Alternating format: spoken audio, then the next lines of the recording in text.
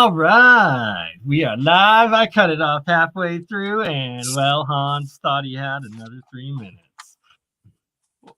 There he is. Welcome, Julia. Although you are muted, sister. Good day, good day. Good evening. Good evening, everyone. Greetings and salutations. Friends, Romans, countrymen. And people from all over this plane, we're going to try to explain what's going on or figure out what's lying beneath tonight with some caves and hidden layers of the earth.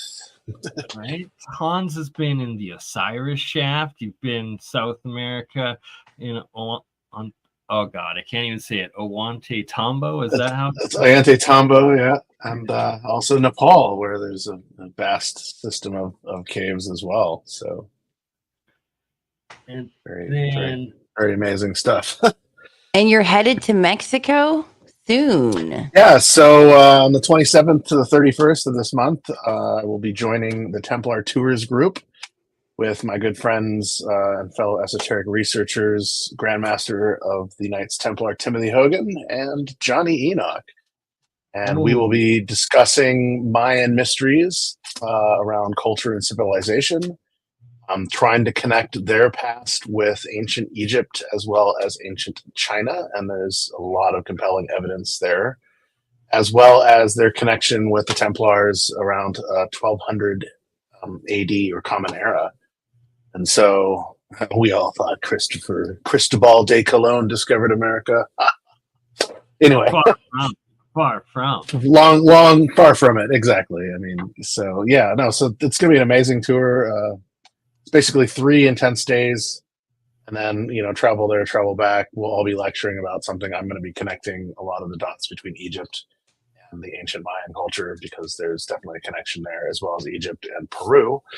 Speaking of caves and cave systems, yeah, it's been some new amazing caves found in Mexico, haven't there, Julia? Yes, and what I found so interesting, immediately I was like, that looks like a Greek god, and that looks like, Apollo. So that's why I thought it would be appropriate to show everyone this. And just an FYI, I don't know how to turn off my messenger. And so if anything pops up, you guys are just going to have to deal with it. But okay, let me play it. And yes, so this is a video just posted by Sibs on Instagram of some supposed new Mexican tunnel, but it literally shows Olmec, what looks like Greek, what looks like possibly some Egyptian, and definitely Aztec and Mayan. And by the way, if you guys aren't following Sibs, it stands for Seeing is Believing. He's got amazing stuff, his Instagram, Facebook, and he does have a YouTube channel. We're going to be doing a show soon, but so check out Sibs stuff. But yeah, this is from Sibs. Also to mention that it seems like it's buried in mud, which is more of the interest around mud floods. So right, like just look at that. Is that a face in the stomach? Yeah, I saw that. Yeah, let me rewind that. Hold on. Definitely a face. Look at that. Yeah, troll it something. And holding the belly, similar to what you see at Göbekli Tepe and Easter Island and other sites around the world, the holding of the belly. That's interesting. It almost looks like bone that is carved. That's crazy. But it could just be the flashlight angle. Right? Another person carved into I'm curious what type of bedrock this is, if it's limestone or if it's something harder. But yeah, as you can see, this character here is buried in mud. It's crazy. What is going on there? And has wings, like angelic wings. It seems very mercurial, like. And the mud, like so much mud. How did it get into these cave systems? Like literally, it looks like it's halfway up in mud, probably. Doesn't that look Greek or Roman? Like. It definitely does. Doesn't look Mexican, that's for sure. Wearing some sort of headgear. The eyes are very, Greco. Interesting. Is that an angel? Bring me an angel. Hopefully angel, not vampire or here we have wish you'd pan back on this, but it's like a 6-pointed star, and in it is an upside down face, and on top of the upside down face is another face. I don't know if you saw that when you went by. You want to rewind it? Yeah, please do. Yes, please. Apparently, this video is somewhere on YouTube. If you have the link, please post it, because we're currently stuck to stupid meta, and it's size. It pans to the left here, and there's this like, tetrahedron, Star of not tetrahedron, hexagram, Star of David, or Solomon's sigil of all things. It definitely gets a whole nother vibe coming up, because it seems to take a little bit of a darker turn here towards the end. Right. Well, now it looks like it's getting. And this looks that Olmec Aztec style, but also a Medusa coming up too. And what is that? Yeah, that's 6. 1, 2, 3, 4. 8-pointed star. 8-pointed star with the Templar cross in the middle of it. Interesting. The goddess worship. We need to bring it back. Interesting. You see that?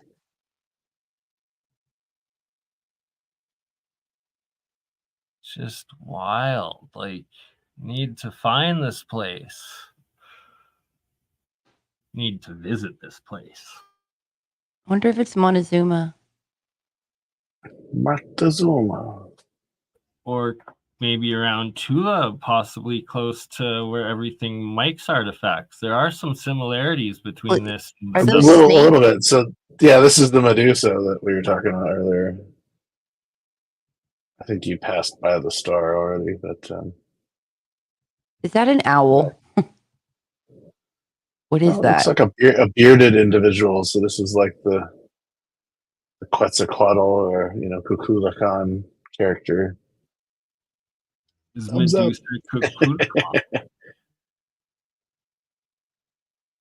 Well, it's interesting because the feathered serpent, right? So what was Medusa? She was a Nog. She was there's another serpent. face in that pyramid. Right. That reminds me of what is it? The one by Göbekli Tepe, Karahan with the face. Yeah, Karin Tepe. Yeah. Yeah.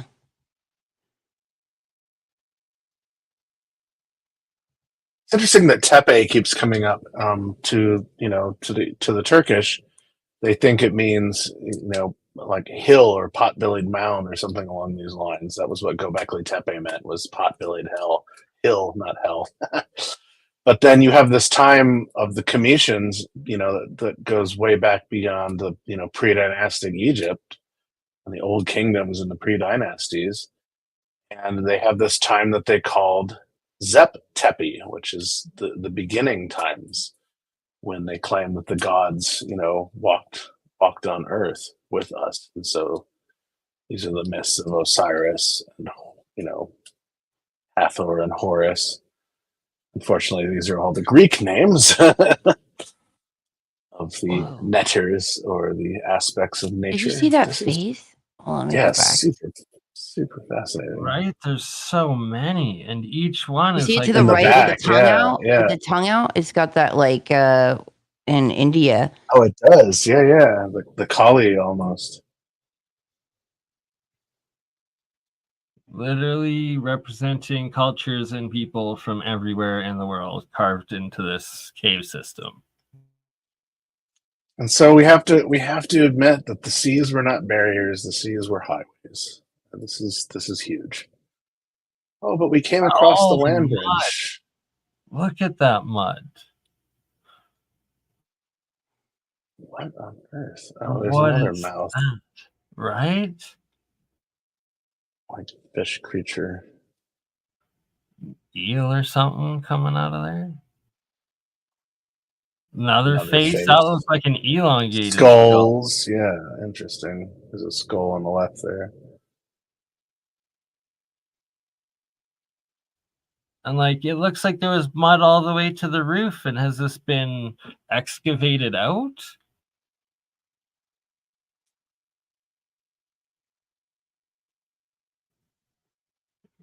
I think there'd be a little bit more mud on the artifacts, but if it's been excavated out, they've been washing them down in some sorts. I noticed you commented the other day when I was bringing up the pools of mercury beneath. So it's like, were these used for like a particle like beam accelerator repository?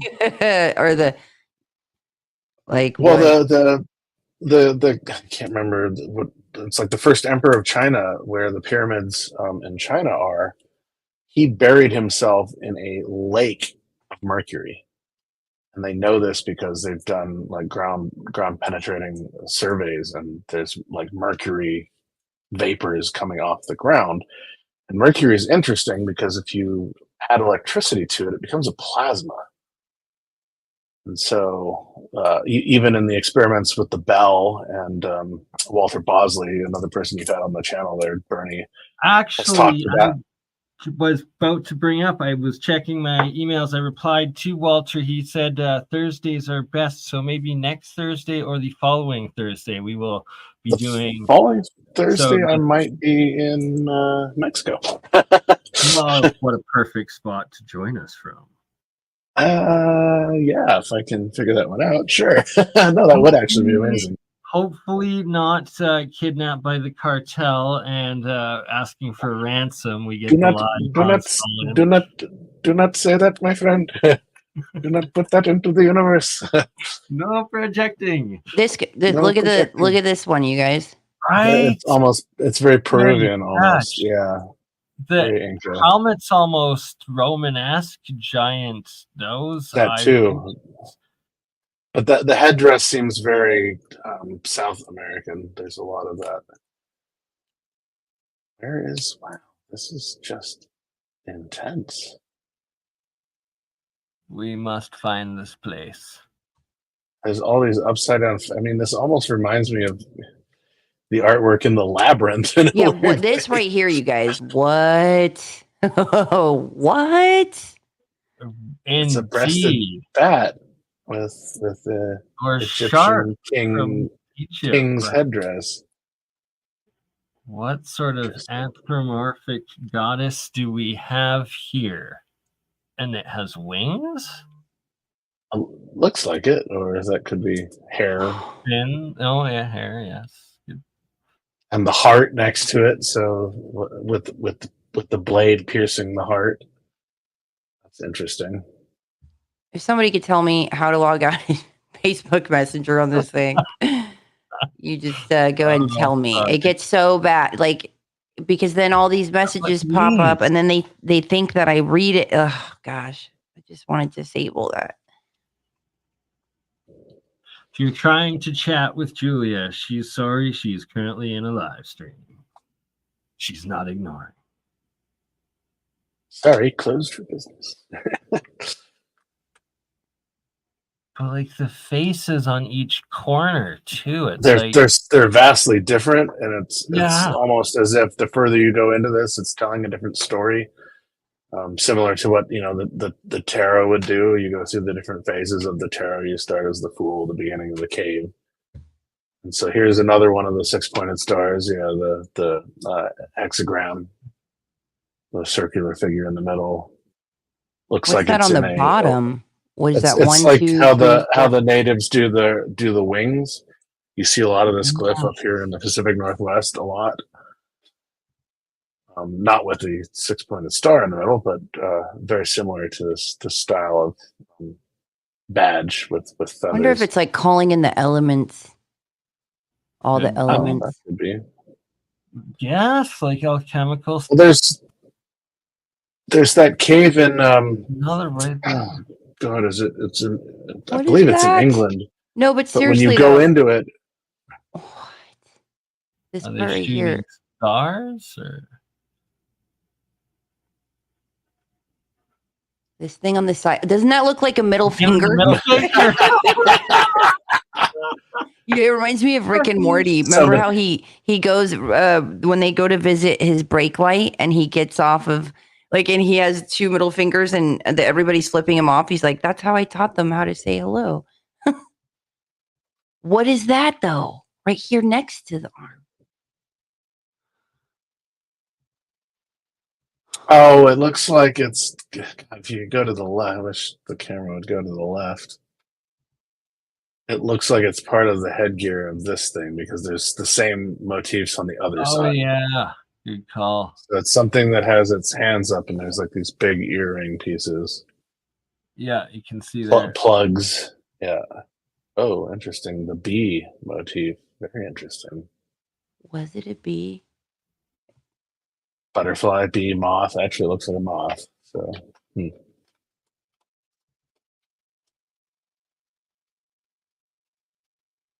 Looks a little bit like an owl.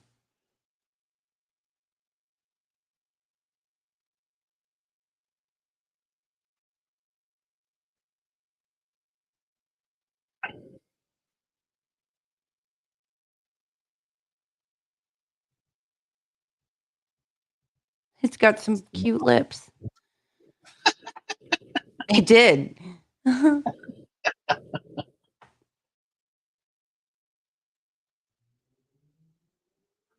I see a lot of similarities with Mike's collection of artifacts.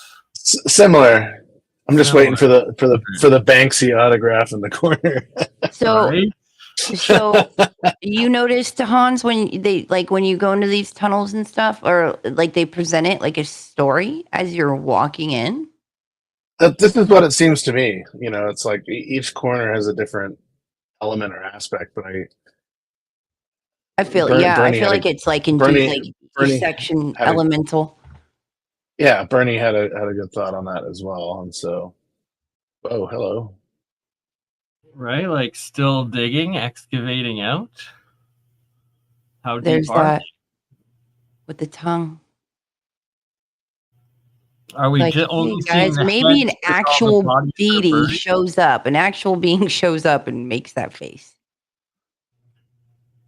Right? Like, How many cultures do we see? You know, the tongue in quite many. So like that. This was just Colony profound range. to me, this right here, because of looking like that and that type in Mexico. I thought that was profound. Okay, that was it. Oh, thanks for sharing. Wow. Thank you. yes, like this, we have to find more info on that. And I look forward to your interview with Sibs, Julia, where you can hopefully find out more on that, because just it's profound. And like, I can't help but feel that it's the similar case to the Moai in Easter Island, where we just see the heads because the bodies are buried, and was all of that mud below burying the bodies. And Bernie, did you get that video I sent you about Easter Island, like how they got burned, like they torched? yeah, the Billy Carson clip where he was talking about it. Hey, I gotta look into that. Yeah. What's this? I sent this clip to Bernie because it was Billy Carson saying that Easter Island was torched, and he was saying like how hard it is to get to Easter Island. He's been trying for years, and then how somebody went there with like a bunch of fuel, and he's like, how would it even get the fuel there? Cargo plane, ship. But like what, like, and torched it. Yeah, he was saying apparently a bunch of the Moai were destroyed by a fire. It was weird. Gotta definitely That doesn't make sense because they're volcanic rock. It's going to take quite a bit of heat to melt that. Exactly. Like that was part of the claims, is that they had to use, there was actual jet fuel dumped on them to actually destroy them. It burned so hot. It was quite strange. I'm curious if they're doing slash and burn agriculture, because the agriculture on Easter Island is very poor. And so if you burn what's there, you create more nitrogen in the soil. They do this in Nepal. They'll do slash and burn agriculture in the village groups. But unfortunately, as the villages keep expanding and expanding, they keep cutting into the sacred forests and creating more and more problems.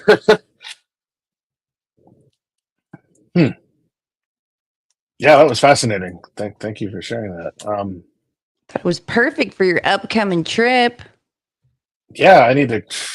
I'm excited to see some of the cenotes down there because these are also cave systems that are totally Yes, filled they with are. water. And recently, they've explored a few of them, and they've gone on for 200-300 miles. Through Right? these Like, caving Well, systems. I like to look at it as like a lot of water worshiping going on at a lot of these places. If like, and that's programming the water, things that you do there, how you can affect it. Water worship.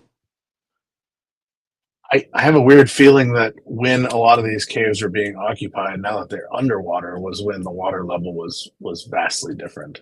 right? And it seems like a lot of them have carvings and had life in them. And like, what were Yeah. these giant underground systems? And were they inhabited? Were they man-made, intelligently made, giant made, possibly from that time of pre-cataclysm and the megafauna?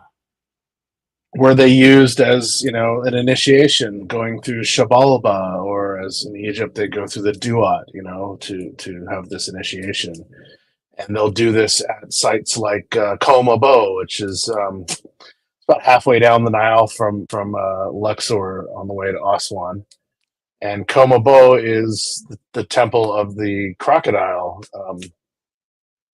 netter, basically. And so it's the temple of crocodiles. And there's this cave system that the initiates would go down into, and they would have to swim through the crocodile den and immerse from the other side without obviously being attacked by the crocodiles. Well, the crocodiles only eat, specific, they don't eat a lot and they eat specific times of year, but the initiates don't know this. And so they're swimming through this pit of crocodiles underneath the temple. And you can see where the pit goes in and you can see where it comes back out. And what's fascinating about this temple is on the back wall, you have all the inscriptions of Imhotep, who was he was an architect, he was a medical physician, he was a scientist, he was an alchemist. And on the wall is like all the tools used for dentistry that we use today, all the tools used for surgery that we use today, engraved on the wall with the depictions of what they do, how to use them, these kind of things. And it's a fascinating site for sure. Where's this? This is Mount Yamnuska, and shout out to my good friends, brothers Cody and TJ to catch. I was with them spreading their mom's ashes. Actually, we were hiking this mountain when my dog stumbled across this and found this, and it's actually a cave underneath behind it. And I'm gonna zoom up. It straight up looks like a megalithic site, and it kind of looks like a reptile head placed on the top of it. Up here, you can see with teeth, eyes carved in. Quite wild, but how far back does this cave system go? How big is that we're looking at? What is the height of that entrance? Oh, that's got to be between 30 to 60 feet. Wow, shoots, that's huge. Okay. Oh yeah, absolutely huge. Each one of these is like, and it's crazy because it's like each one of these blocks looks like it's stacked upon each other, and then you have a white head placed upon all the darker body pieces. Not the best picture of it. I got to go back with the drone, but it's quite wild. It's actually right on top of a cliff face that goes quite far down. So you haven't actually been in the cave. You've stumbled upon it and went, "Oh my goodness!" I got up to like right where the hand marker is, and it's like that's about 6 feet tall, but it's all you can only like crawl on your hands and knees about 3 feet into the back behind the structure, and we got spooked the heck out of there. Both like my dog and like me and my buddy Cody at the same time. Like this like I don't know, gust of wind came out from it, and like we felt like something was back there, and that's what drones are for, right? The drones can explore the caves that have reptile heads guarding them. This reminds me of a cave actually above Cusco beneath Sacsayhuaman. And so you wind your way up the road to this cave, and cut like a water trough into it, but when you walk into this cave, you can see all the tool marks, and it's like somebody was in there with a machine, just hacking away at everything in this cave, and they made a place for somebody to sit. There's an altar. You can climb up into the backside of the cave. It's a very fascinating spot.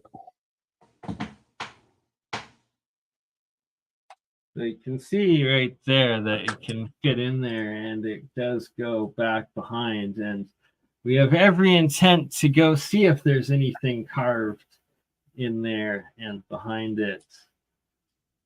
Oop. And me and my dog hiking Yamniska. Happy dog, happy dog. There we go. But not in that album. The another album on the backside of where that reptile guy is where the other mountain cliff face with the giant guardians that look like bears and stuff are.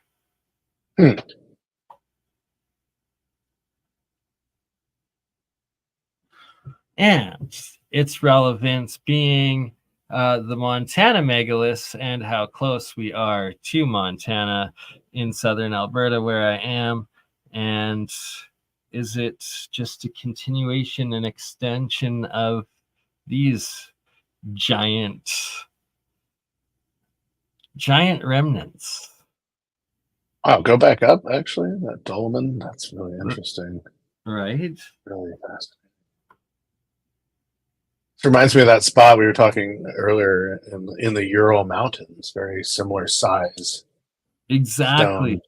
Very, very parallel Yeah. styles of these megaliths and sizes of them. And this one, you can see this is like the Eagle Mount Amphitheater, and it's literally got like the eagle head, the wings, even the legs, yeah. Out, and that it actually is a perfect amphitheater from when you stand up here and yell. It's literally an amphitheater.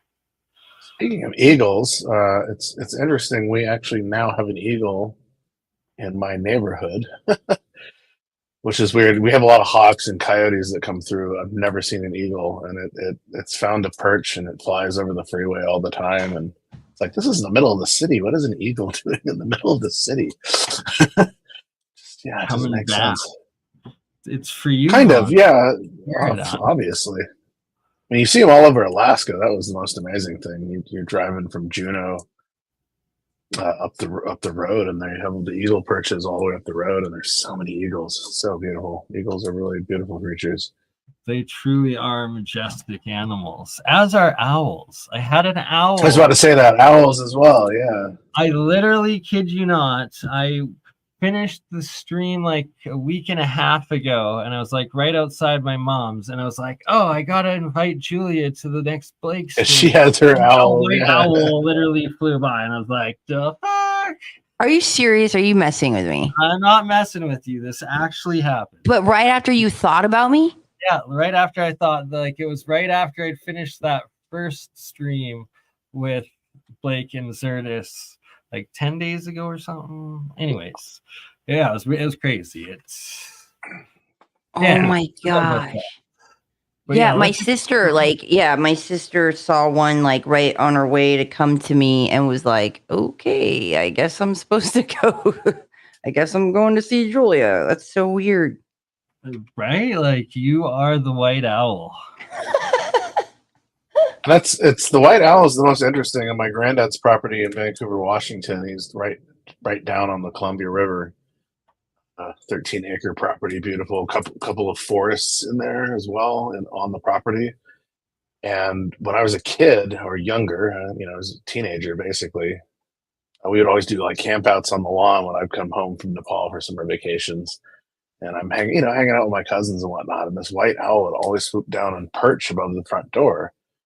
And so we're like, what is going on? And so one day we followed it back up into what we called the fairy forest. There were two forests, but one was above the house. And some random things happened in there. Trees would fall without making noises and so on and so forth. And my grandmother's grave is in that forest.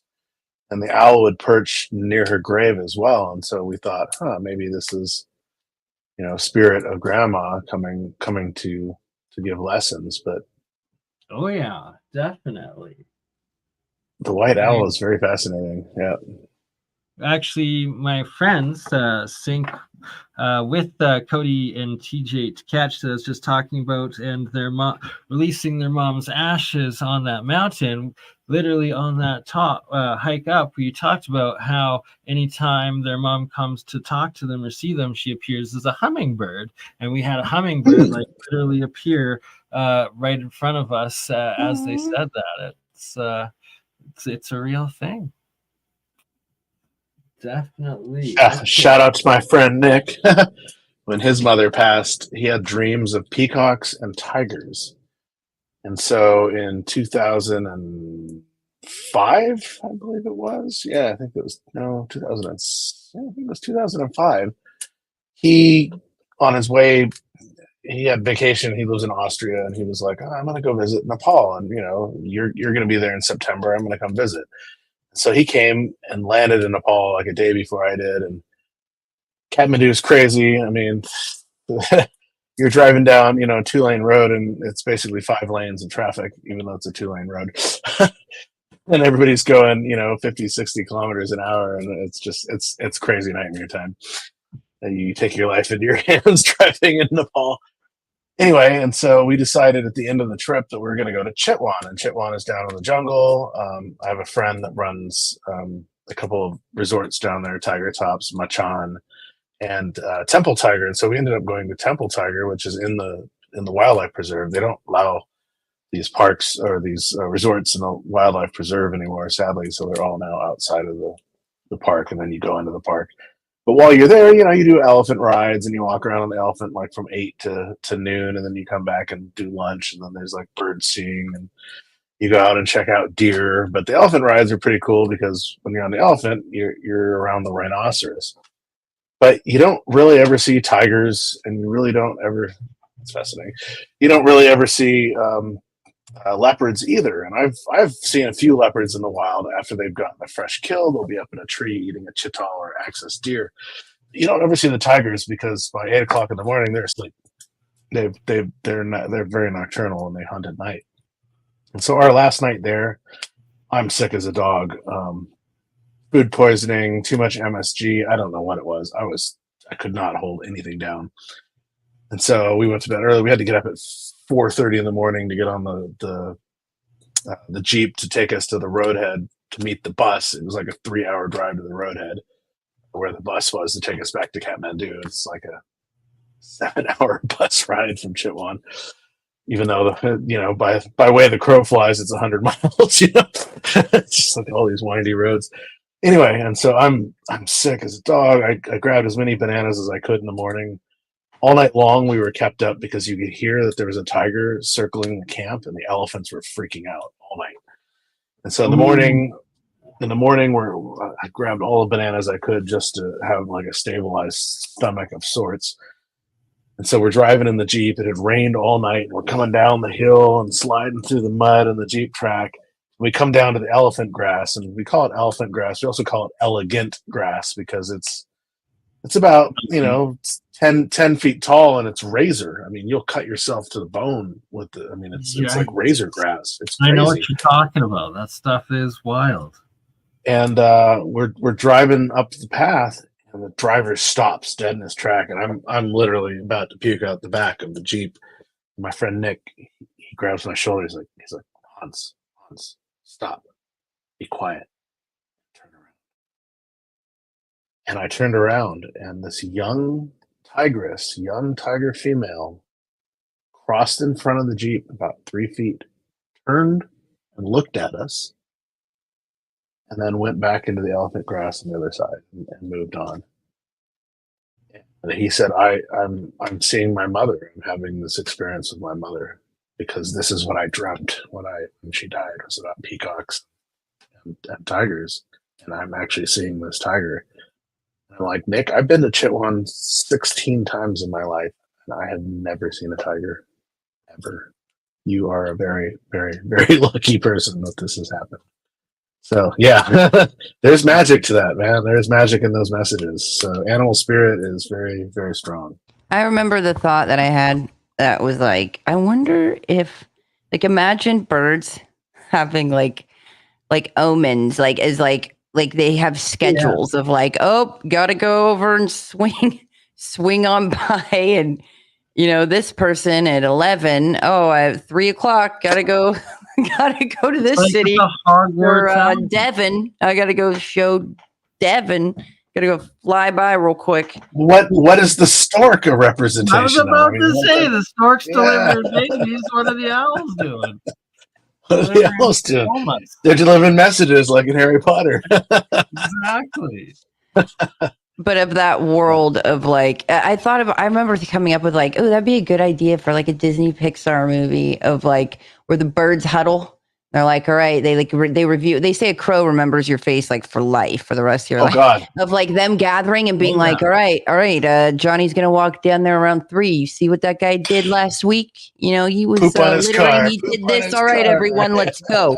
And like poop, like just birds being like that. And like I was thinking of all these different funny concepts of how they operate.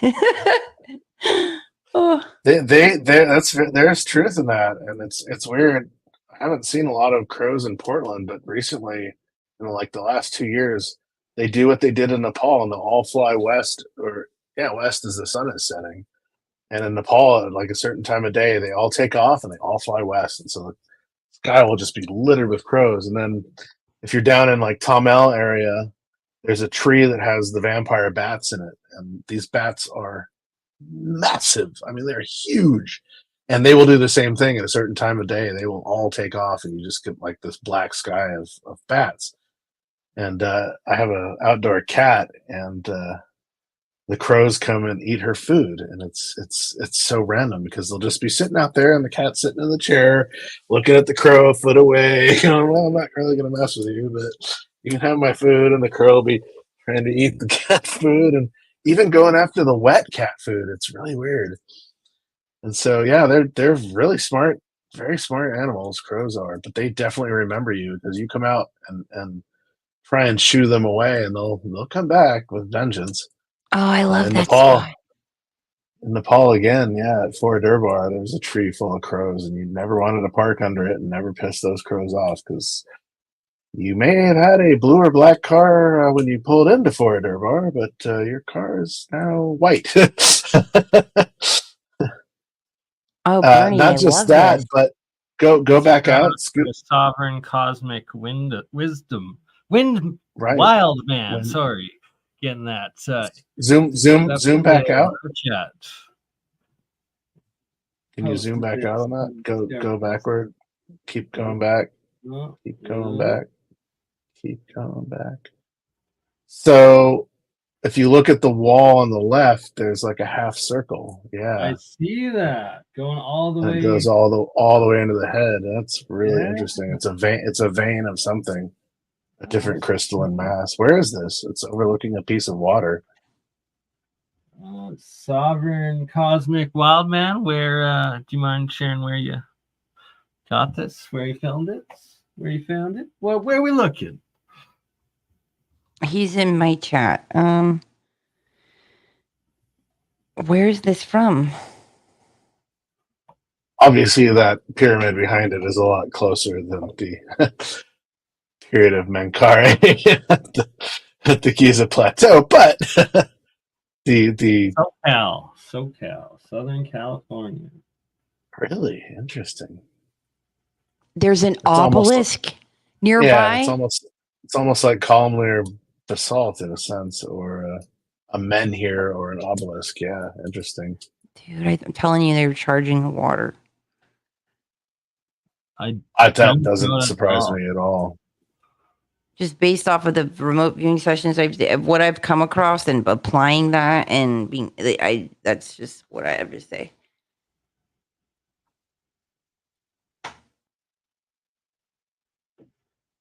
All right, share that in the live chat for everybody. Great work, great find.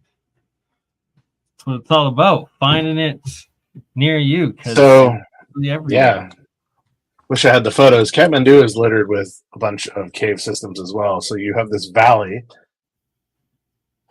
and the hills around the valley are like 15,000 foot, and then the mountains are even higher than that. The hills aren't that high, obviously, but it seems like they're incredibly high.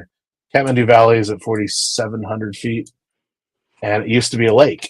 And so there's a saying that the god Chobar took his great sword and he cut the gorge of Chobar Gorge and drained the lake.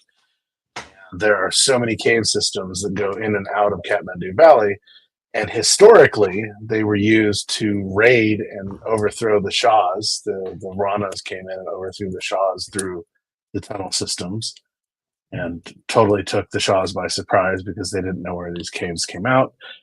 There's the Silver Door at Swayambhunath, which apparently goes into another caving system that holds lots of ancient Buddhist relics. There's a Shiva cave in Chobar. I've been up into that one. You go back quite a ways, and you start running into these yogis that are sitting there meditating, these sadhus that are in this cave, and the walls are all adorned with art, but it's all like Shiva related. And this is part of the Chobar Gorge cave system. And then when they were building some of Kathmandu and redoing the U.S. embassy and some of the other areas around why can't I think of the name of that the neighborhood? It's on the north eastern side of the valley. It's north of Tamil, but they discovered a whole bunch of cave systems already under the city, when they were trying to dig out the new sewer system, and all these old cave systems were old temples. So there are all these old temple structures underneath the city in these caves. Right? Like, and then why you get into are there underground cities and cave systems literally underneath everywhere? Every city, every area of the world, and they're always usually guarded by monks and like this. So going to Pokhara, to Feywatal, the sacred lake, Feywatal was made geologically in a matter of minutes. There's a massive landslide that came off the mountains, and it blockaded this river system and created this massive lake. And so there's all these underground caves underneath the lake. And so I was there, what was it, 96, my friend's graduation. We went for spring break. It would have been 98. So we went for spring break, and we decided, they all decided to go to Feywatal. My good friend, Mr. G, we would go into the casinos, and he'd take the back page of the in-flight magazine, and you get 500 Indian currency. And he was a master card counter. And so we'd sit at the blackjack table, and he would make $600-700 off of free money. And then they bring in the pontoon dealer. They realized his gimmick that he was counting cards, because they're using like a three deck boot. You know, it's really easy to count cards in a 3-deck boot. And so he just mastered the game. And so that would be our spring break money. And so I went with his senior class when I was working there to Pokhara, and we had an epic adventure. And we all decided the second day we were there, we were going to go into the Shiva cave system underneath Feywatal, which is called Davies Falls, and it's under Davies Falls. And it's called Davies Falls because a tourist in the 70s decided to. She fell in the water system and got swept away and went over the falls into this cave structure. The falls goes into a cave, and you don't see it for many miles where it comes out as the river. And so the lake drains into this. And they put a dam. There's a dam to the north of this. And if there's too much rain in the monsoon season, which is, starts around May, they open the dam to release more water. And there's a Shiva temple in the cave structures underneath the dam, or underneath Davies Falls. And so you go to the Tibetan camp, and you gotta obviously pay somebody a little bit of a bribe so that they don't really tell anybody that you're there. And they'll take you into the cave structure, and you go by the Shiva cave section. You basically would take a left and go up. And so it's above where the dam water would flow through. But we went all the way underneath where Davies Falls comes through, and have these amazing photos of just, pinpoint of light and the water coming down. And we were all paranoid because we thought they were going to open the dam while we were down there. But these caves are all over this area of Nepal. And so it's like such a fascinating scenario, because you find almost the same thing when you're in Peru. You find these cave structures everywhere. They're everywhere. And in Cusco, they won't let you into the cave structures at all because people have gone in and have never come out. It's like, well, with today's even GPS wouldn't work underground. You'd have to use the breadcrumb trail or the miles of string. Little hard kind of when scenario. you're in an under mountain river, though, right? Like For sure, no, and that's where things become very fascinating. It's like, well, how far do those cave that systems neon go? green rope. So the other cave systems in Nepal are up in Dolpo and Mustang, and these are way up on cliff sides. And even when you go up to Manang and you go up into the old shale fortresses where you can, you have a perfect bow and arrow view of the valley where you can take out anybody coming into it. Across the valley, above the river systems, are all these caves dug into the hillsides, and this is where the Buddhists had, manuscripts and other artifacts as well as wall drawings. But in Dolpo and Mustang, these caves are dated, 14, 15,000 BC when they were occupied. And they found Buddhist, artifacts in there. They found manuscripts. They lots of scrolls and manuscripts, obviously from more modern times. But the occupation of this cave is interesting. And the only way that you can get into these caves is to rappel from the cliffside above and go down to them. And so it beggars the question, you're looking at this very dry, arid Tibet plateau where you're looking over from Nepal and Dolpo and Mustang area. And it beggars the question if this area was occupied by water at some point. Because we know the Himalayas, everybody's like, oh, the Himalayas, they took millions of years to form. No, they were literally formed through plate tectonic isostasy. When the ice sheets melted rapidly, the plate systems had too much water on them, and they pushed the Indian continent into, up into the landmass. And this is what created the Himalayas.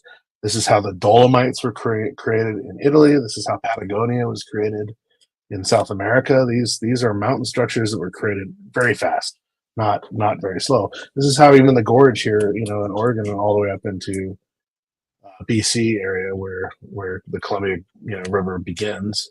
That whole area was formed very, very quickly. If you listen to any of what Randall Carlson's talking about, he's like, this is a matter of a week, if at most.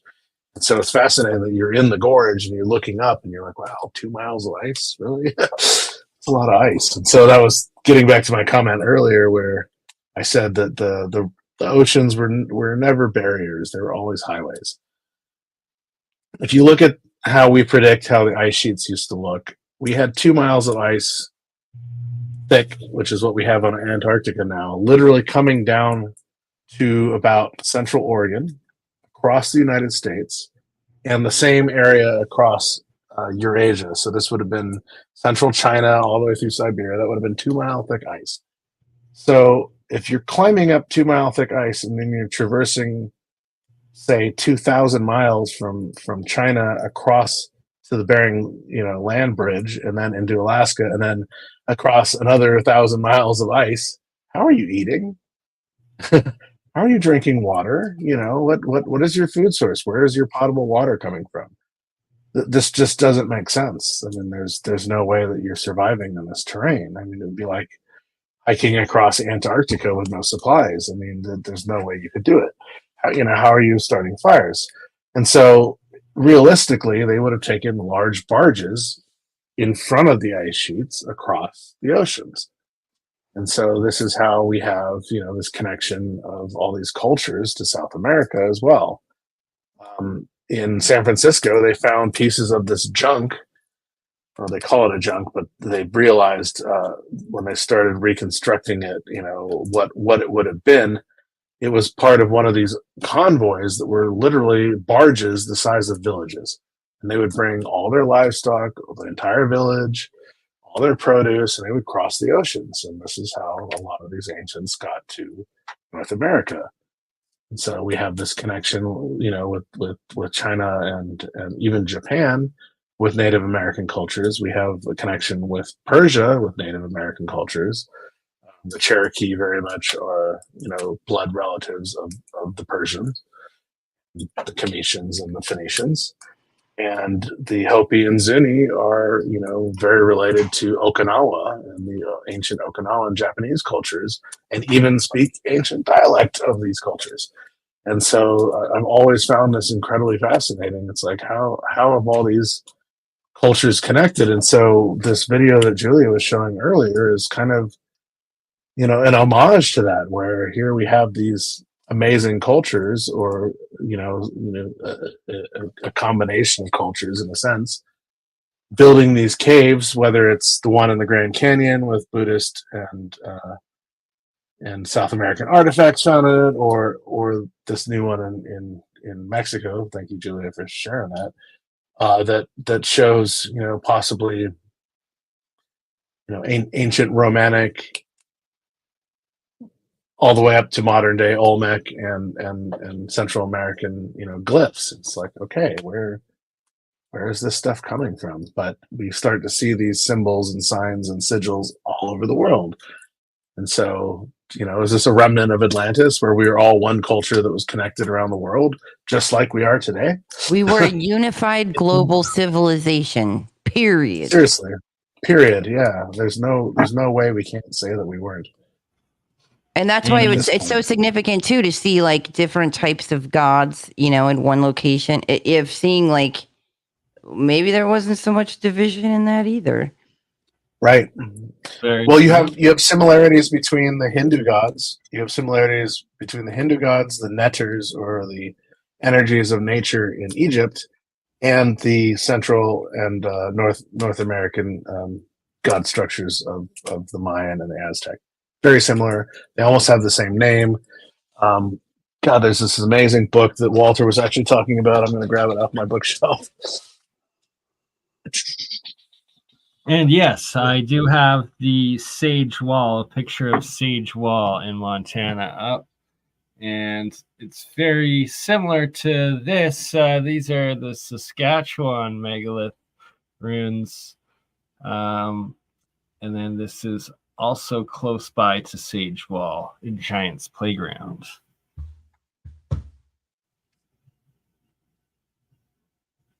Writing on stone. Giant's Playground. Like, is this a Titan ankle bone? I don't know. Could be. Could be. Could very well be. God, where is this book? Oops. So this is in Giant's Playground. That looks like some straight up geopolymer. Polygonal walls. Go back. That one was in Peru. This one? No, one more. What if AI helped make some of these ancient sites of carving it out, like printing, like via laser? So the dead giveaway in Peru is the amount of lichen that's on the rocks, because lichen in these altitudes takes a specific amount of time to grow to a specific size. And so you can literally date these rocks by the lichen on them. And so I'd be curious if there's similar aspects with what you're looking at here. Yeah, that's a very good point. Ooh, where's that? This is Writing on Stone Park. It's in southern Alberta. I got to go back there. This is one of the Montana Giant Playground sites. Oops. I believe this is it. And this is like an astral clock at Giant's Playground in Montana.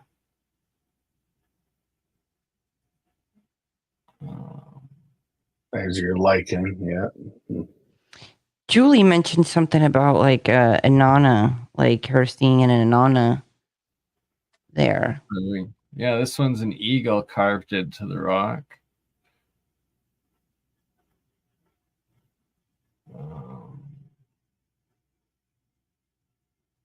That book I was talking about real quick is called The Last Atlantis Book, and it literally connects the Hindu culture with ancient. These are the Atlanteans of Tulum, where your friend was finding a lot of his artifacts. And so, yeah, super fascinating book. There's so many words that translate over into ancient Mayan, and yeah. from Hindi. It's really interesting.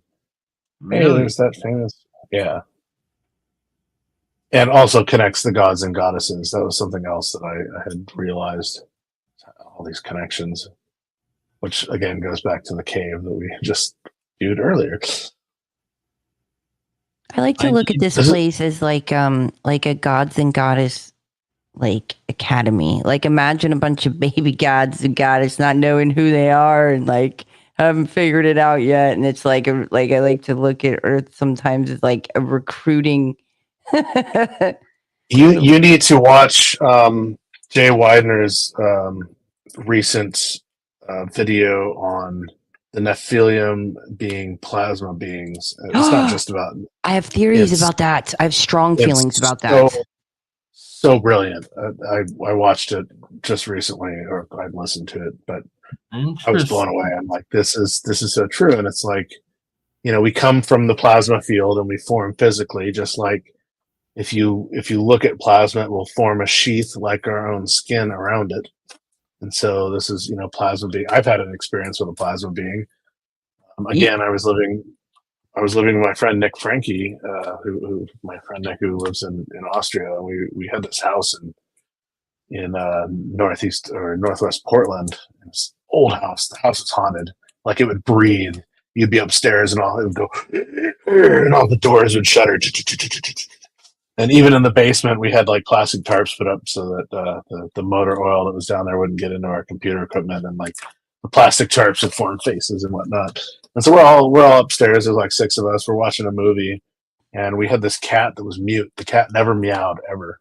We called him Black Kitty, El Gato Negro. And he started chasing something up the stairs and was like swatting in the air. And all of us looked over, and there's this blue orb floating up the stairs, and the cat's trying to grab at it.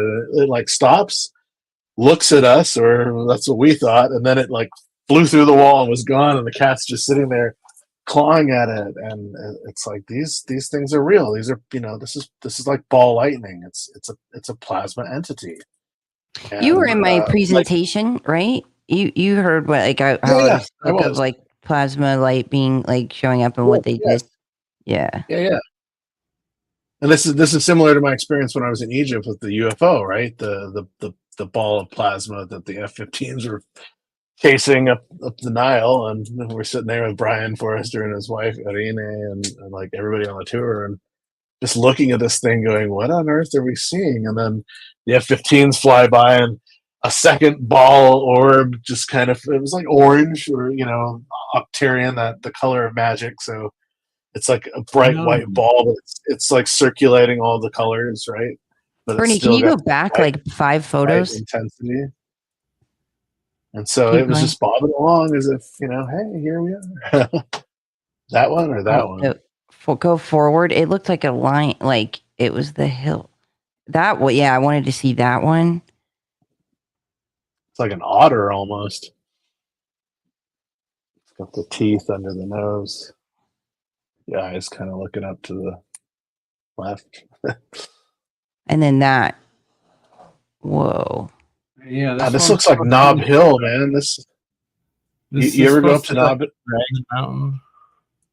You ever go up to Nob Hill? This looks a lot like what's up in that area. Which Nob Hill? Above Calgary. Yes. I used to bike up there. I was part of a Norba sponsored cycling team when I lived in Calgary, and we would train up there, and it looks very similar to this. And a sparse, rocky. What? Hans, you were part of a cycling training? This does not surprise me. I used to race mountain bikes like when I was a teenager. Yeah. So I toured with Norba. I was living in Calgary at the time, so it was like 11th grade. And this girl in my math class, I thought she was hitting on me. She's like, I see you biking to school all the time. Like, you want to join my biking club? And I'm just like, what? She's like, yeah, I cycle professionally for a local shop in town. And so I was like, sure. And so I signed up. I got like an Oakley sponsorship and a Nike sponsorship for clothing. So I got like a pair of shorts and a shirt that was sponsored by the club I cycled for. And then they gave me the John Tomac designed back in those days, Oakley glasses. And so we toured Canmore. We did Canmore, Calgary, Red Deer, all the way up to Edmonton.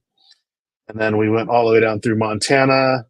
I did Durango, Colorado. I did Big Bear and Mammoth Mountain in California and Mount Hood in Washington. I did like 10 different events.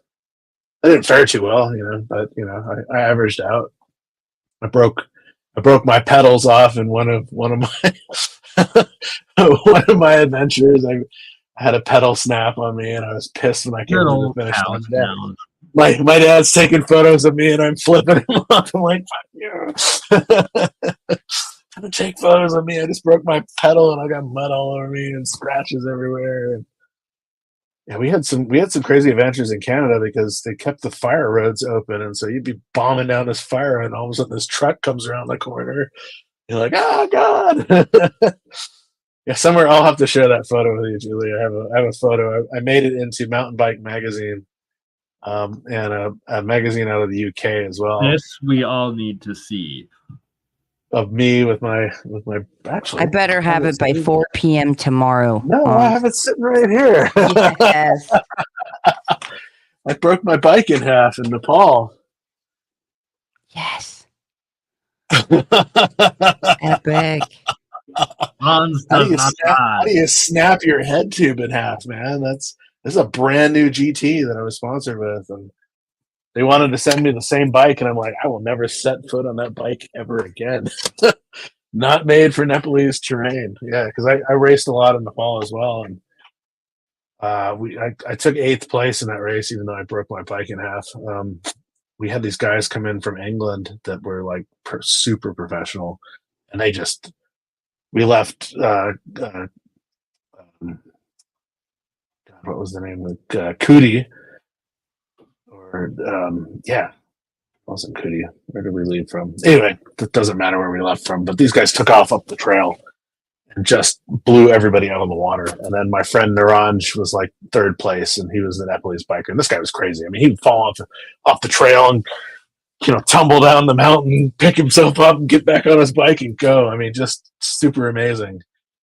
Amazing bikers these guys were. Oh, to be young again. So blown away with it. Yeah, I miss biking. I had a lot of fun doing races, and then I raced here in Portland for River City Bikes for 2 years. So yeah, it was super fun. And then well, hey guys, I'm gonna hop off, but this has been awesome.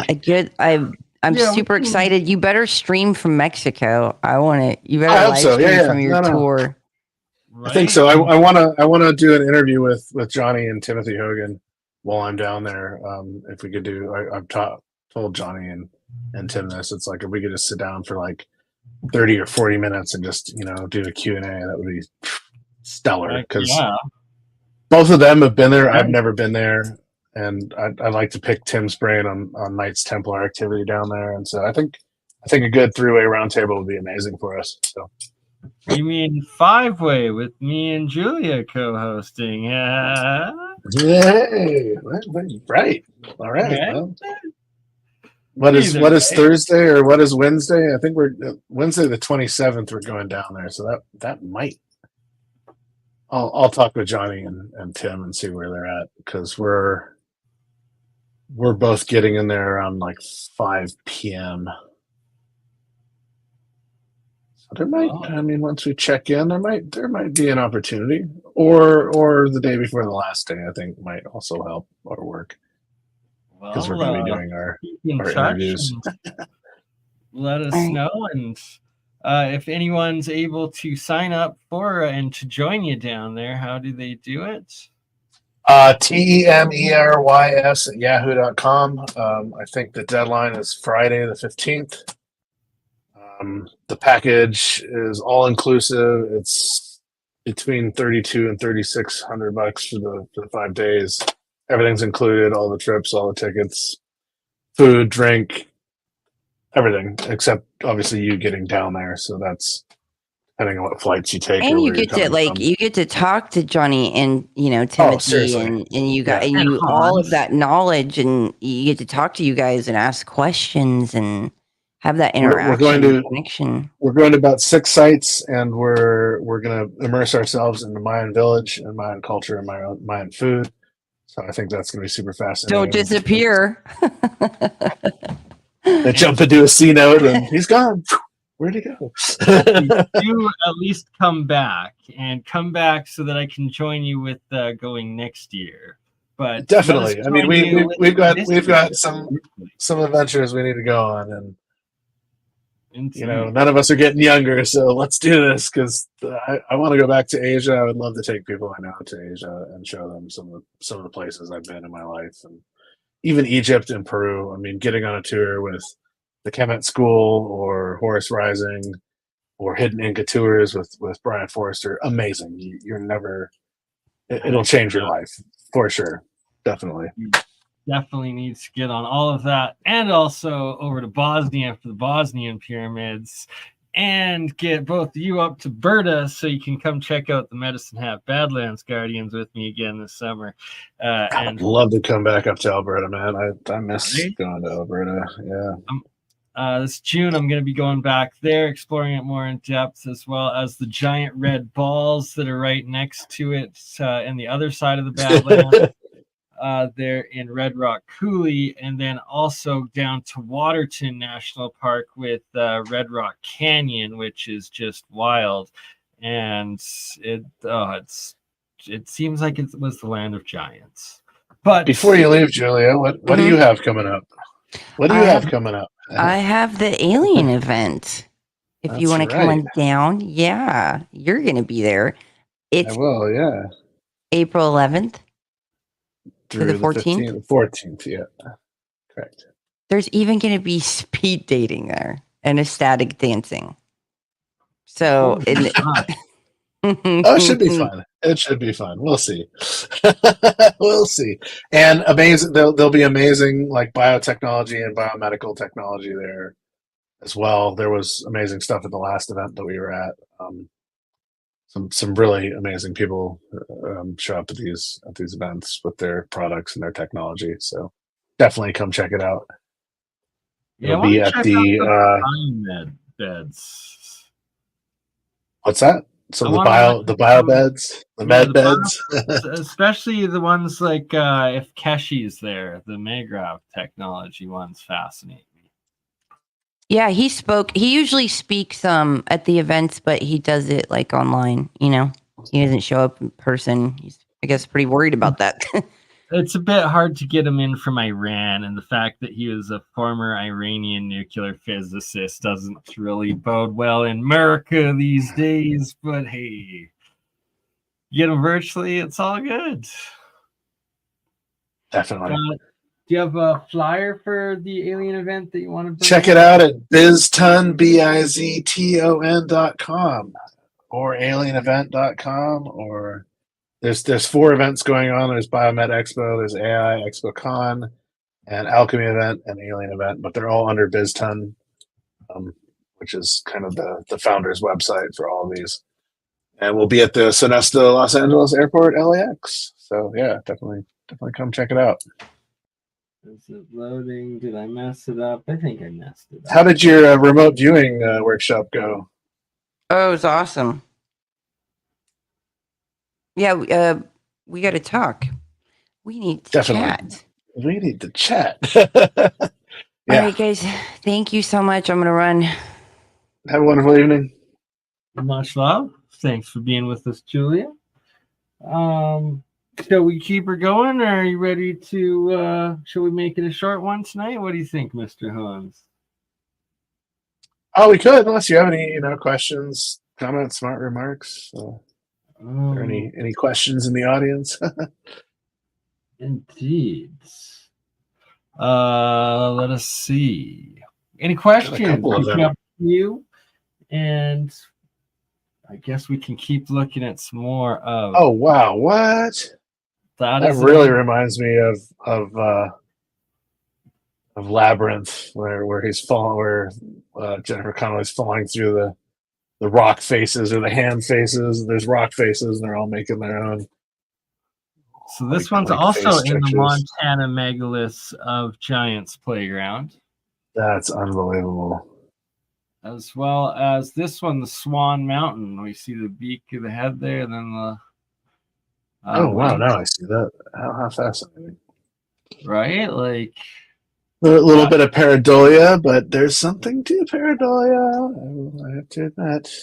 and especially with the minimum of 12,000 years of erosion, and all of these sites out there. It's the rhino head also there in the same giant's playground. Oh, is that a area. cave that goes through? That's really interesting. Yeah, the eye. And they say that it's all like blocks. It's constructed with blocks all throughout it. Hmm. Interesting. I gotta go there. Another face from above, I believe. That one's also in Montana.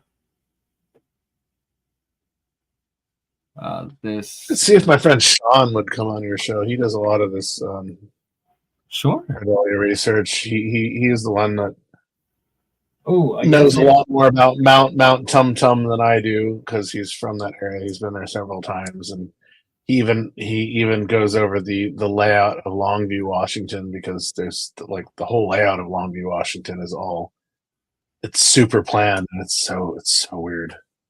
Like downtown Longview, it's such a strange layout. Yeah, if you look at a map, I'm just gonna end it here on Julia's channels, as she did not before she left, just out of respect. Hop on over to my channel if you still want to watch. Bye. Bye. All right, and then I guess move on. Twitch. Oh, and we will have Hans right back. All right, so we're looking. This one's also had to let my cat in. Gotta let the kitties in. Kitty Littles will meow and scratch at the door until she gets in. So yeah, I'll just right. Like, the animal's like, if you don't let me in, I'm just gonna destroy your door.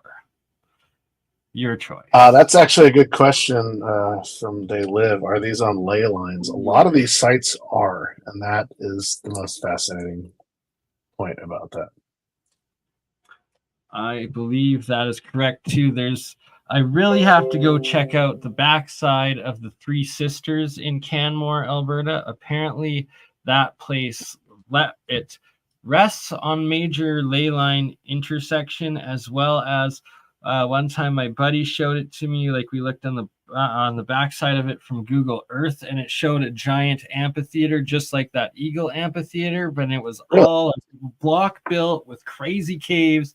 And then they're on the top three. Why it's actually called the Three Sisters is supposedly on the backside. It's actually carved three native warrior princesses, one on each of the back sides of the head. So, and this is the pictures we're looking at currently are between Montana, and some of them are mine from Alberta.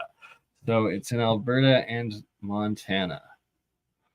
Interesting, because in Oregon we have a mountain system that are volcanic mountains called the Three Sisters as well. So interesting. Always, I find there's lots of Three Sisters, and they always have something. So is this a reference to the Scottish tragedy that we shall not name? All right, good question. Look at this guy. Like, is that not a moray eel head? It's like a fish head. Yeah, crazy. Fish head, like. That's what I see when I see that. This stuff is. And then, the Siberian ones. Is Sandra Phoenix asking where Sandra Phoenix? Where is it in Mexico? We don't know where the cave is in Mexico currently. Yeah, we're trying to find that out. I'm trying to find that out from Pib. Sib. Thank you. Seeing is believing. On Insta. Oh, good old Okotoks erratic, they call it. But is it something more? When I go here, like, look, I see a face right here. Yep. And I see a lot of different faces on this guy, more than pareidolia. And It's like I always lose cell phone reception, even when standing in the very middle of this. It won't let me record, and it's like it's all blocked. It looks like it's just megalithic blocks. There's a rock in the middle of my favorite waterfall in Oregon in the gorge called Wachela or Wachella Falls. It's right at Bonneville Dam. And you hike up about a mile to this waterfall. It's like a 2 mile loop. People go there on their lunch breaks to go jogging. But in the middle of the waterfall, where the pool is, where the water comes down, is a rock, and there it's you cannot miss it. It is a face. It is so much a face. It's unbelievable. It just sits there in the water. I'm gonna have to dig up these photos for a different show. Yes, you are. I've taken a lot of photos of this rock over the years, and it's like the face never changes, and it sits there and stares at you. This is Omagh, Alberta, I believe, known as Canada's Stonehenge, and it's been dated to at least 4,500 years ago. Really? Yeah, giant. How big is this site? I believe that is a person right there, and this is like the main center part, and then it goes out, and then there's like a whole bunch of megalithic stones around it that it measures on. I'm so saddened that in Egypt they went out into the desert, the Western Desert or Eastern Desert, Western Desert, to where this place called Naphtha Playa was, and it was a very, very old calendar site of rocks. And they decided to dig it up and move it to the Nubian Museum. And so they have it displayed in the courtyard of the Nubian Museum now in Egypt. And it's just like, well, it's pointless now because you destroyed it. You've destroyed it and moved it. And so right. nobody can align to it anymore or discover when it was built. Or it was one of the sadder things that has been done through historical monuments. But we continually see this over time. It's ridiculous. So this, I believe, is a above picture of the top of one of the mountains in Giants Playground, Montana, and then it's like these are the structures that are it's showing from above. So it's like these multi-dolmens that how the heck would they fall on top of themselves on top of the mountain? It's impossible. So there's an interesting question in the chat about sound to move stones to build the pyramids. There's a device that sits in the Cairo Museum known as the schist disc. And what is thought about this is it could be a lever or a mechanism, but people have tried to recreate this in copper and other metals to see if it actually rotates and would create a sound field or a vibrational field that would help lift some of these stones. There's a really interesting thought about that, but if you start looking at all these ancient sites, they're all around water. And so water can be harnessed water can be sharper than diamond to cut things if it's harnessed correctly and projected correctly. Water can be used to create the energy of a pump mechanism or gear mechanism that can be used to drill or cut things at rapid speeds. Water pressure is super amazing, and water pressure can also be used to create sound and sound waves. And so this has been an ongoing thought about a lot of these ancient sites is, were they using water to create sound, to create levitation? Very good points right there. You're right. Not a lot of people associate sound and water, but not at all. No, but they're intricate. Correct. And water is, super fascinating. Like I said, if you can funnel it in the right pressure and the right speed or mechanism, you can cut diamond with water. It's a fascinating structure.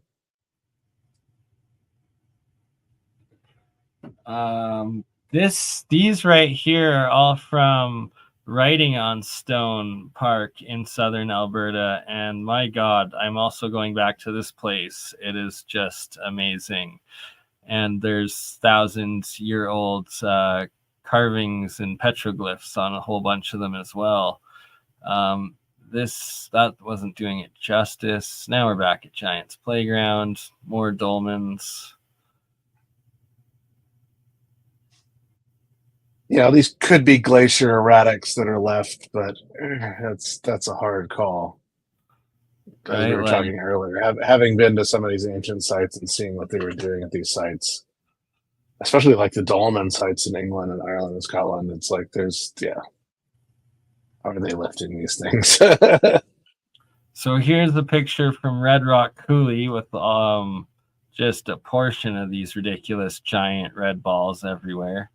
And so they're an iron deposit. Interesting. It's really interesting.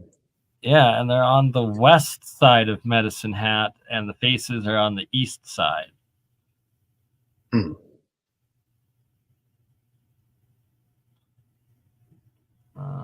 Hey, it's Sacsayhuaman. No, actually, it isn't. No, this is I believe this is part of Sage Wall. Sage Wall in Montana. I love what people call him. It's the Viking beard squid hat guy. Something. He's a something. Cthulhu. Right? Cthulhu. I see a face right here as well. But the shadows are right. It's the Emperor. Right? Oh, there's a mimic in the clouds and the landscape in that last one. That was interesting.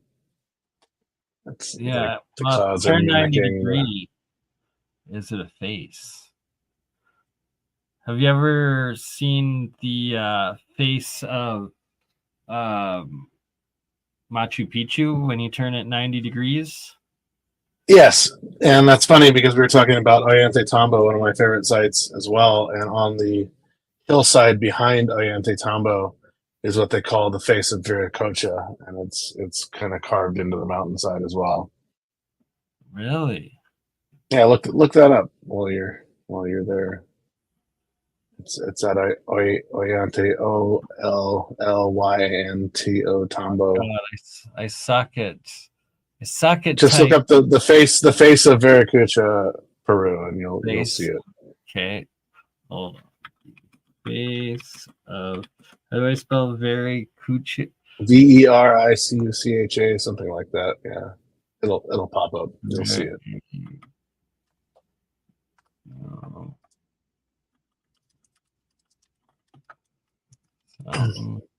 Come on.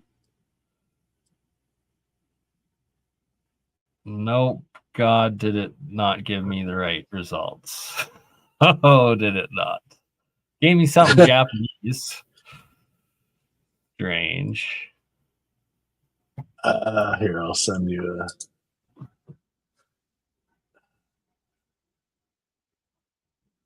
Currently, though, we're looking at the Saskatchewan Mystery Rocks.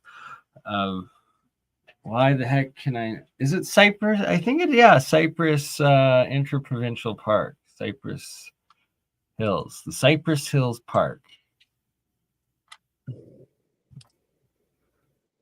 Gotta check out that one.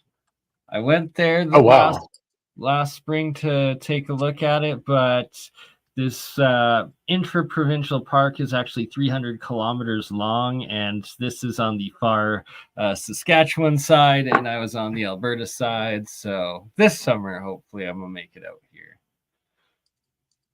And then this is Red Rock Coulee again.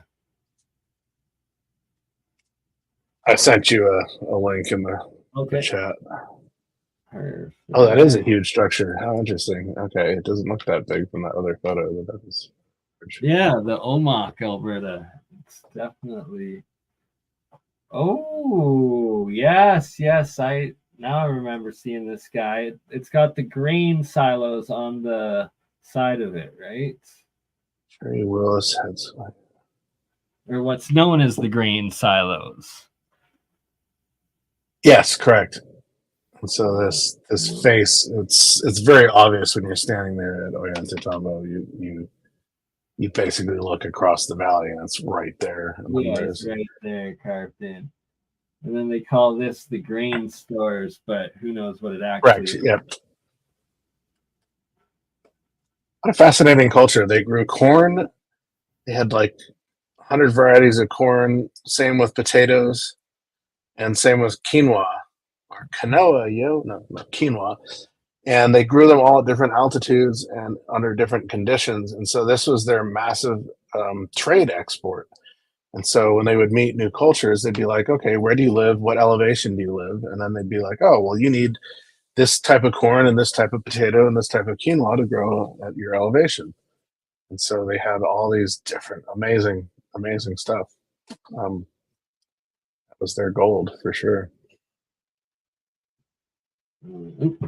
There we go. There's other photos of this, obviously, but this is one of them. And that it's right on the corners, so it's like you're only seeing one half of the face from this angle. Correct.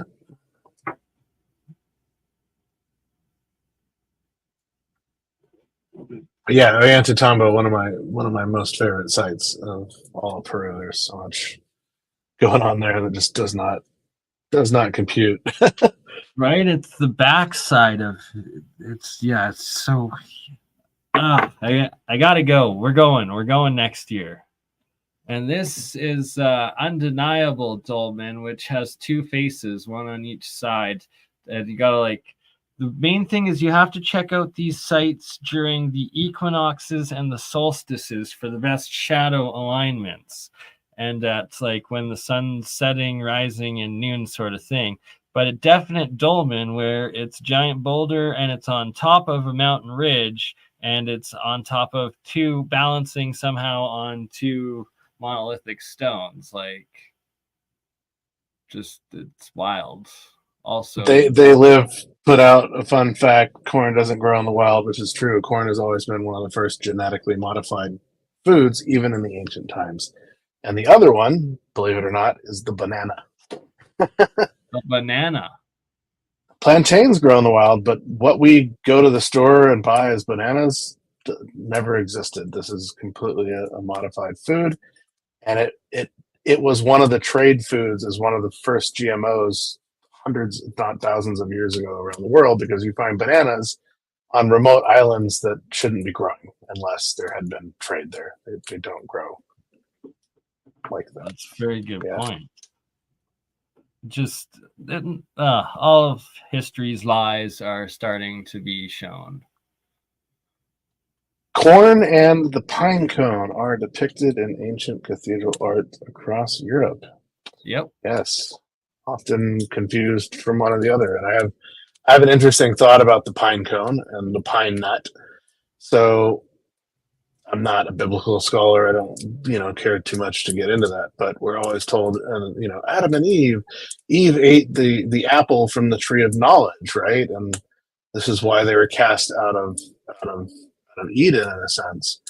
But they never talk about what the fruit of the tree of knowledge or the tree of life was. Well, the longest living trees are evergreens. They're always growing. They always bear fruit. Their fruit is the pine cone and the pine nut, and the pine nut is an amazing antioxidant and a superfood. And so you always see the gods holding the pine cone. The pine cone's on the Pope's staff. It's in all these different cultural references. And so, is the pine cone the fruit of the tree of life? Just random curiosity. Interesting that you say this, and it brings me pine back cone pineal gland. Yes, exactly. My buddy from Kelowna, shout out Luke, who had to. He grabbed a bunch of pine cones and then he shook all the yellow stuff out of them into his mouth and was like, "It works better than Viagra." And I don't know, but who knows? It's interesting. I wish Julia was on because she did a show on Yarsa Gumba, which is these cordyceps that grow in the high Himalayas, and these things are worth more than gold. They sell for a very high amount because they're so rare. But as we know, cordyceps, enhance energy and libido. And we grow them in vats today, but the wild grown stuff in Nepal is untouchable compared to what you can buy on the market here. The cat face. Oh wow. Right? Like that, the straight up cat face. It's another one at this Giants playground. It's next to the eagle. But here we have the lichen. So this lichen's 2-3 inches across, a couple 100 years old.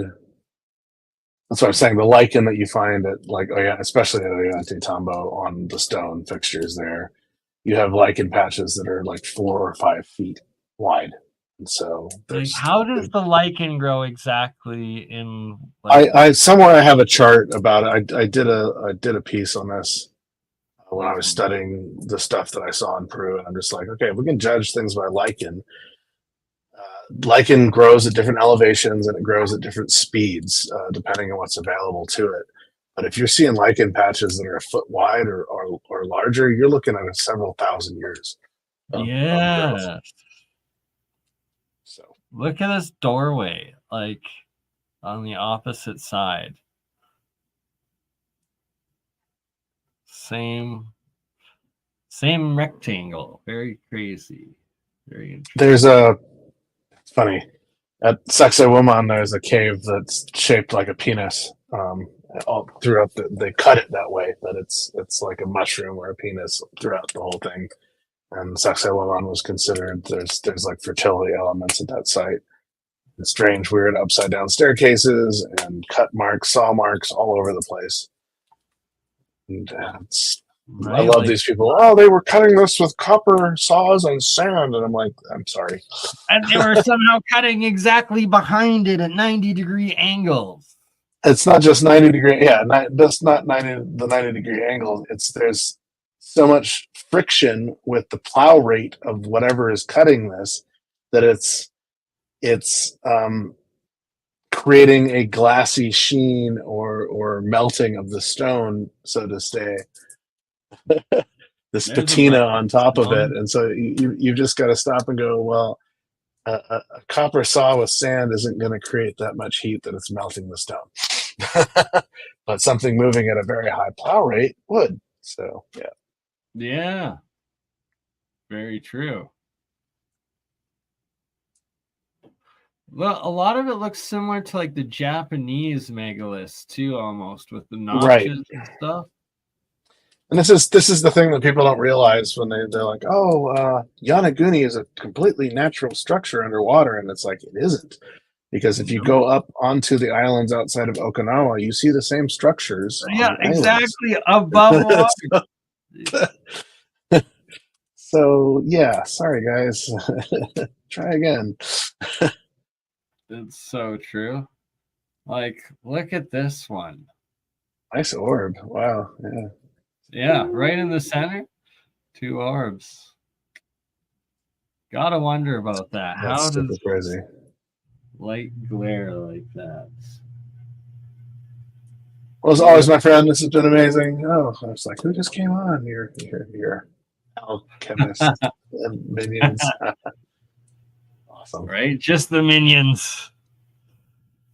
I'm like, on top, they're all on top of these other megalithic stones, right? Like, it's like they have a base. Every single one has some sort of base.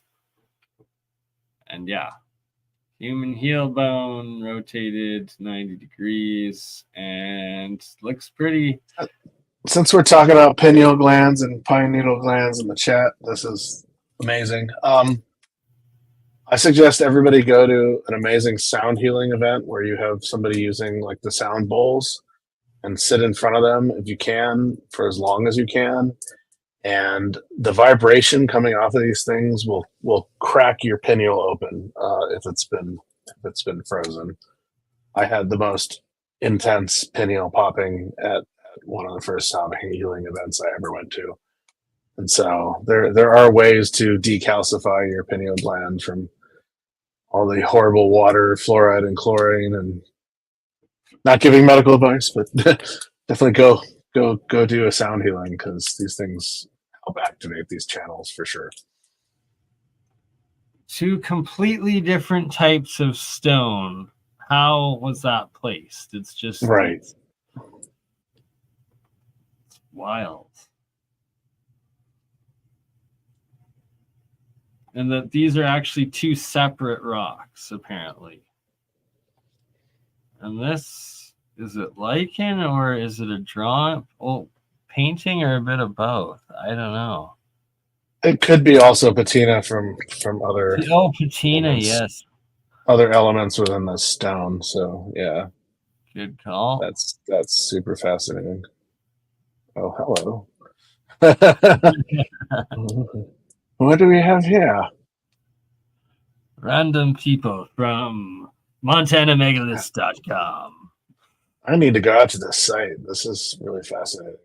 Right? Montana is so beautiful. I love Montana. Yeah. I will meet you there this year. We will meet up and do that this summer. I had to drive down to cross the border to get my visa renewed when I lived in Calgary in Montana. Right? You know the drive I'll be taking. Oh yeah, I do. It's wow, fascinating. It's like a troll. It's funny, you know, this is like almost remnant of Lord of the Rings or The Hobbit in a sense, where Gandalf, you know, freezes the trolls in stone, and then you know, thousands of years later we come across them and are like, this looks like a human. Right? There's a couple of them at this site that are like that. Well, we find it, like, what the heck is that? The world's biggest shark tooth or acorn? I don't know. Fingernail. Yeah. Like this guy, like, is that a half-buried Gandalf troll? I'm sorry, Emily, watch out. Anyway. Yeah, let's close this one up. This is fascinating.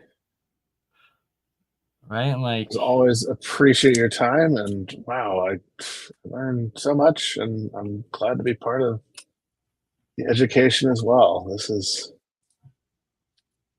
vice versa, Brother Hans, and pleasure likewise to have you. Thank you for joining us at your time, and I look forward to hopefully joining you live from Mexico or from Mexico. Yeah, no, I'm going to try and make that happen. So definitely stay in touch and safe travels. And I look forward to hearing of your adventures, good sir. Thank you so much. Well, that's a couple weeks out, so we'll chat before then. But yeah. All right then, even better. Excellent.